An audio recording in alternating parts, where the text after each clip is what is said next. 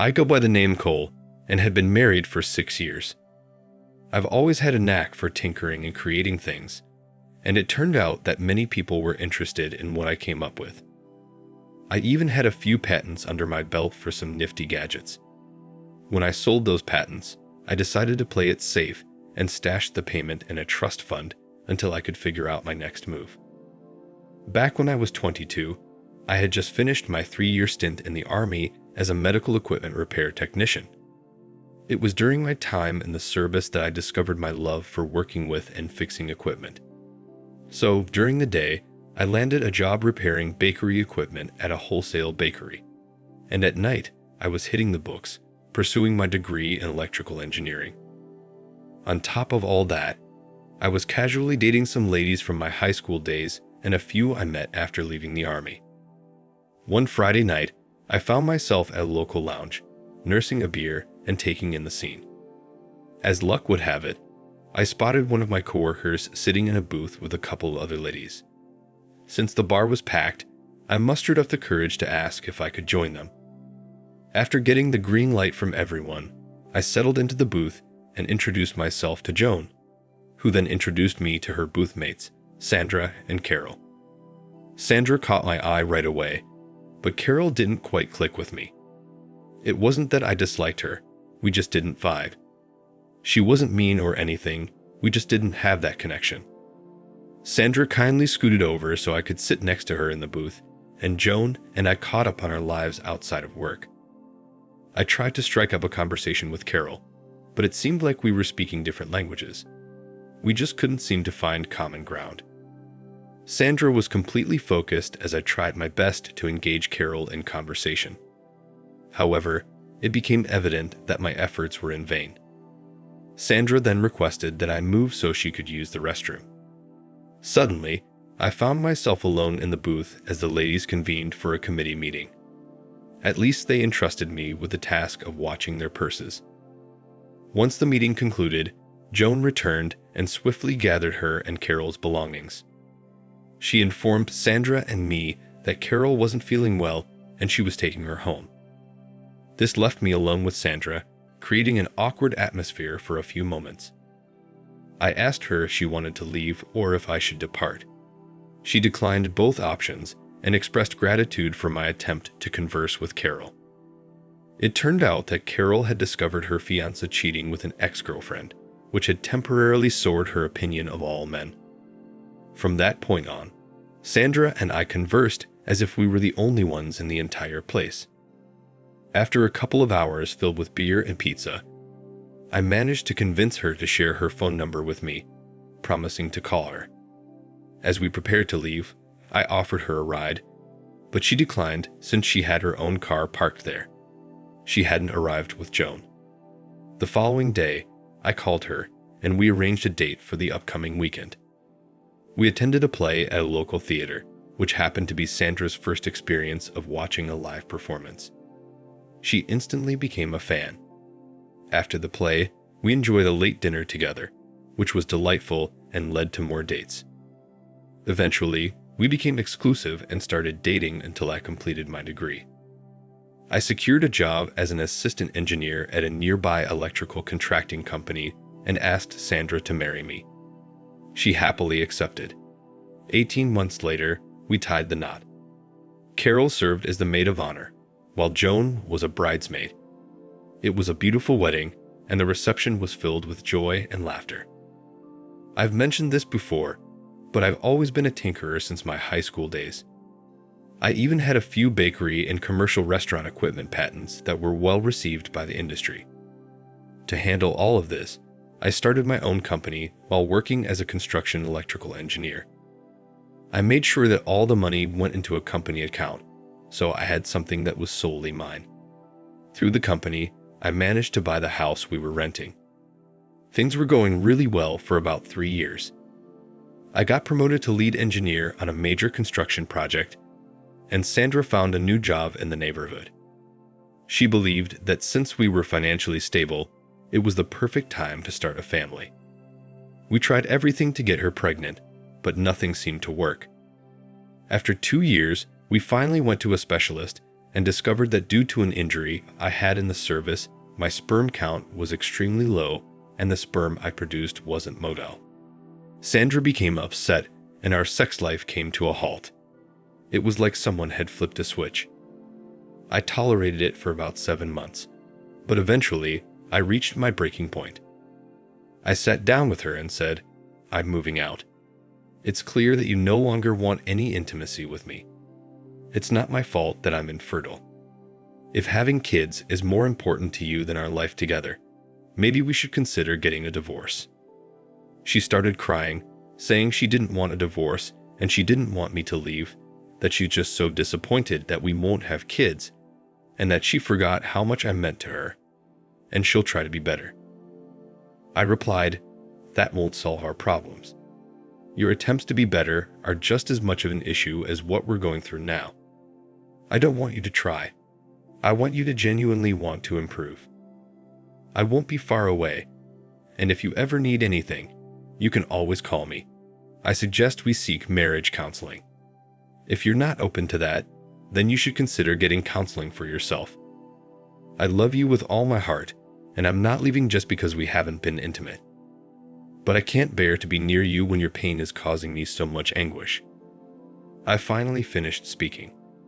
She remained silent for a moment before asking, "Where will you go? What will you do? When will you come back? How will you know if I get better? Please don't leave." I said, "To answer your questions, I'll still be here in the city. I'll continue working, and I won't abandon you because I love you. However, I need to take some time away. Your pain is hurting me so deeply that I'm afraid it might turn into anger.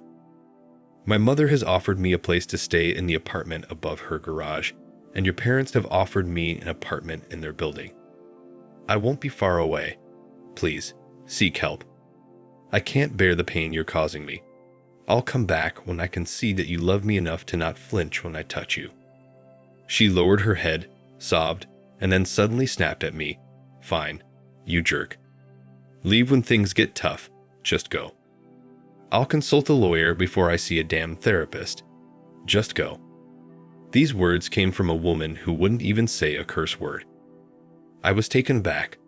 I stood up, walked to the bedroom, and began packing my belongings. Tears streamed down her face as I packed. I packed up my car and hooked up the small trailer we used for camping. It wasn't even close to being full, but I was hoping I wouldn't be gone for too long.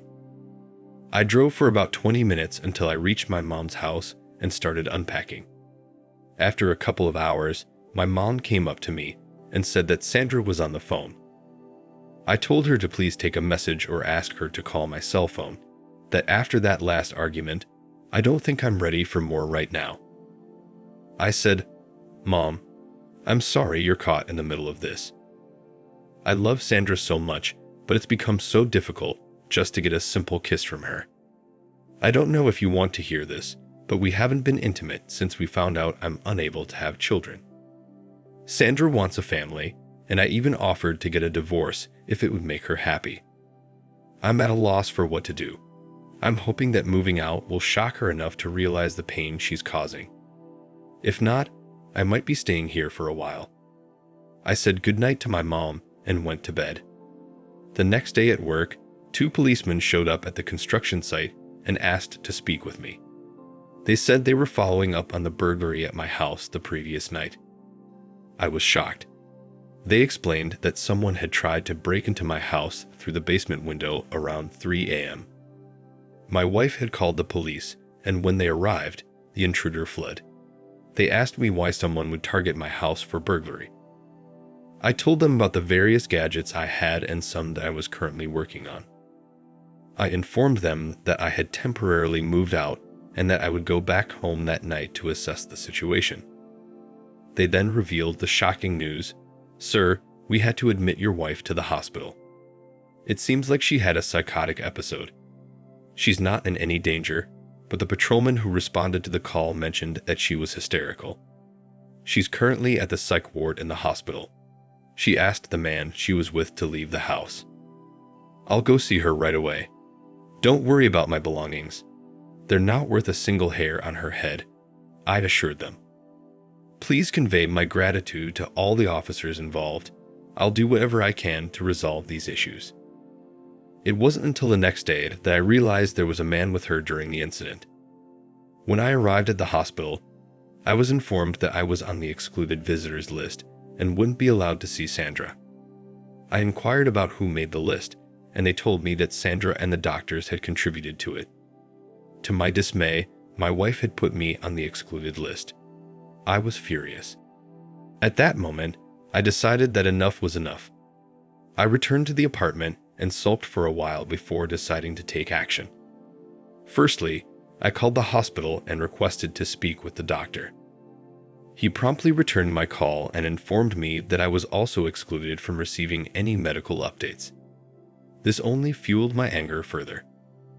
Next, I contacted her parents and informed them about the situation. They expressed their disagreement with her actions and promised to keep me informed. I recounted the events of the past few days and explained how her behavior had led me to believe that moving out was the right decision. After letting Sandra's parents attend to their own matters, I dialed my mother's number. She had worked as a paralegal before retiring, so I sought her advice on finding a good divorce lawyer.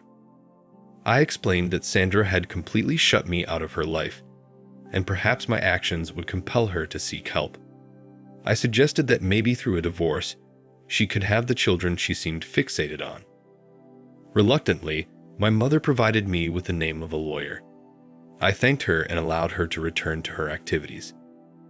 I decided to take matters into my own hands and called the police to get a copy of the report from my insurance. They told me it would be ready in half an hour, but I had to go pick it up in person. Apparently, electronic transfer wasn't an option due to legal restrictions. When I got the report, something didn't add up. The broken window was only 6 inches high and 24 inches wide, making it impossible for anyone to fit through. On top of that, there were only small footprints around the window, possibly belonging to a female or a child. And to make things even stranger, there was another person in the house named John, who was dressed in a robe at 3:00 a.m. along with Sandra. The name John rang a bell, but I couldn't quite place where I had heard it before. According to the report, neither Sandra nor John saw who tried to break in, but Sandra was really upset about both their names being in the police report. Suddenly, it clicked. I remembered that John was a sales associate at her workplace, where I had met him once before. I also recalled that his wife was the owner of the company. What on earth was he doing in my house at such an odd hour? The next day, I called the lawyer, expecting a man, but it turned out to be a woman. I scheduled an appointment with her for later in the day. I then called my workplace and informed them that my assistant could handle everything while I took the rest of the week off as personal time. My boss immediately called back, insisting that I come to work right away. I relayed the urgency of the situation, and he granted me the time off. When I arrived at the lawyer's office, I requested a divorce filing and a lawsuit against the office where Sandra and John worked. I also asked for a potential eviction notice since the house belonged to my company and Sandra had no ownership in it. We were merely renting it from the company I had established to promote my patents and gadgets.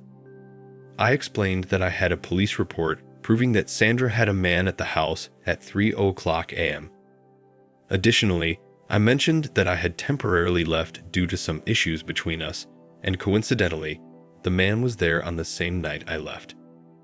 She informed me that Sandra was currently under a mandatory 14-day hospitalization, which my insurance was covering. She said she would lift the medical information blackout only if I authorized payment. She then suggested that I immediately move back into the house.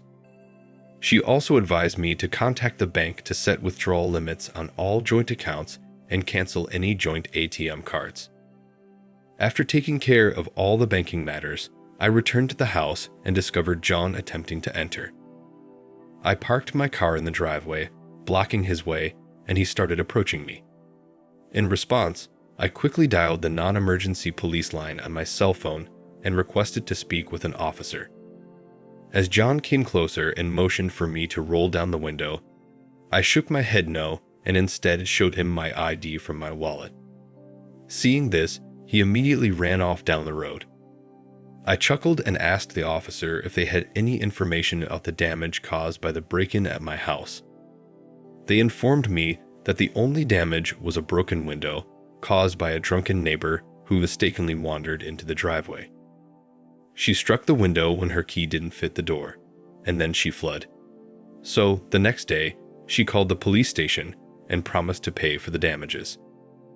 I entered the house and went into what used to be our bedroom, only to find a man's clothes in the dresser drawers that I had previously emptied.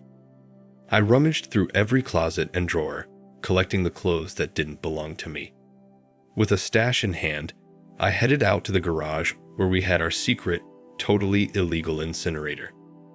Hoping for John's return, I left the garage door wide open. And just like that, as I was tossing the last load into the fiery pit, he appeared. A smile crept across my face as he approached the door. I called out to him, curious about his intentions. Upon witnessing my actions, he simply shook his head and entered the garage. "I suppose I deserve this," he admitted. "I thought Sandra was divorced. She's been claiming that you left her for another woman 6 months ago." I responded, "So you thought you could move in?" "Well, let me set things straight. I'm the one renting this house, and Sandra hasn't contributed a single penny towards the rent. She has no claim over it. I moved out 3 days ago due to a temporary fallout with my wife. And trust me, your wife's company will be hearing from my attorney soon." His face turned pale, and I couldn't help but laugh. "By the way," I added, "when you visit Sandra, kindly inform her that all her belongings will be relocated to her parents' house once she's released. Oh, and tell her I finally understand the reason for the freeze." "One last thing," I screamed, unable to contain my anger. "How long have you been sleeping with my wife?" He remained silent, swiftly getting into his car as I opened the gate for him. Once he drove off, I returned to the house and called a locksmith. To wrap up the afternoon, I made copies of the police report. I made a copy for my insurance company just in case. Another copy was made for Sandra's parents in case they tried to blame me for everything. Then, I placed a copy in our basement safe. As for the original, I planned on keeping it in my personal safe deposit box at the bank. Inside that box, I had all the patent papers and a bank book where I stored the money I earned from patent licensing agreements. The money from my job and about 10% of the patent money were in our joint accounts, which is all the money Sandra knows about. It's not a lot, but it should be enough for her if we ever split up. I kept the hidden money because I wanted something that was solely mine. Sandra found out about the house, so she wouldn't be able to claim it in a divorce. It wasn't a deal breaker though. The next morning, I spent my time packing up all of her clothes, makeup, toiletries, and any pictures that didn't include me. We had some boxes stored away that we broke down and used for this purpose. In the early afternoon, the locksmith arrived and changed the locks. Afterwards, I took all the boxes to her parents' apartment building and gave them a copy of the police report. They weren't thrilled, but they accepted the items. I left without any further discussion. My lawyer got back to me and informed me that the threat of non-payment was enough to obtain all of the medical information. It turns out Sandra was about 6 weeks pregnant and panicked when she realized the police would find out about John being at the house during that time. She even screamed at the officers who came to investigate the break-in. Eventually, she started screaming and crying uncontrollably. The officers had to restrain her, and she was committed to a 14-day psychiatric evaluation. Sadly, she lost the baby, which pushed her even further. The doctors wanted to keep her for 90 days as she was almost suicidal. They also noticed that her hormone levels were elevated, as if she had been taking fertility drugs. However, they couldn't find any prescriptions from the doctors she claimed were treating her. The pregnancy bombshell was the last straw for me. I made it clear to my lawyer that once Sandra was discharged from the hospital, I wanted her served with the divorce papers. I explained to my lawyer that I have fertility issues and the few sperms I have are damaged. I also advised her to immediately take legal action against the company due to their strict anti-fraternization policy. I told her to make it a painful process for them, but not to go overboard. As part of the settlement, both of them were to be terminated without any recommendation or severance package. The lawsuit against the company was promptly filed, and John's wife informed my lawyer through her lawyer that they were ready to fight. My lawyer informed the opposing attorney that they had evidence of unprofessional behavior from both parties. Although she didn't mention the pregnancy, she did bring up the police report of John being at the house at 3:00 a.m. The attorney representing the company was caught off guard by this information, as his client had failed to mention it. My lawyer speculated that she might not have been aware of it. Upon hearing her name, the lawyer suggested a settlement. After the lawyers reconvened, a settlement was reached. I received a fair amount of money, and both John and Sandra were terminated from their positions. John's wife initiated divorce proceedings based on the police report. He had lied to her, claiming he was visiting a customer site that night to get an early start. I found out about this from one of Sandra's colleagues at the office. Sandra left the hospital before the commitment papers were filed. She was served with the divorce papers afterwards. She vanished, and I didn't hear from her for over a year. She did, however, sign and return the divorce papers, but she didn't ask for anything from the marriage, not even her entitled share. About 15 months later, she sent me a letter of apology. It came all the way from a little town in Montana. She didn't go into much detail about her life since the divorce. The letter was simply her way of saying sorry for the hurt she had caused me. Thank you for listening. Share and subscribe to the channel to listen to more stories. Take care.